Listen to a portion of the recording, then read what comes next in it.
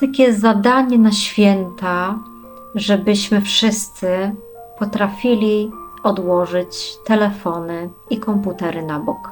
Żebyśmy potrafili wspólnie zasiąść do wieczerzy, żebyśmy ze sobą rozmawiali, żebyśmy sobie patrzyli w oczy, żeby nie było tych rozpraszaczy i tego, co mamy w codzienności, co nam przeszkadza być z drugim człowiekiem. Zróbmy sobie takie postanowienie w naszych rodzinach, w naszych domach, jak gdzieś idziemy w gości, żebyśmy nie zaglądali do telefonów, żebyśmy je naprawdę zostawili na dalszy plan, żebyśmy ze sobą śpiewali kolędy, żebyśmy rozmawiali, żebyśmy wspólnie lepili pierniki czy pierogi. Naprawdę to jest taki nasz czas wspólny, który jest wyjątkowy.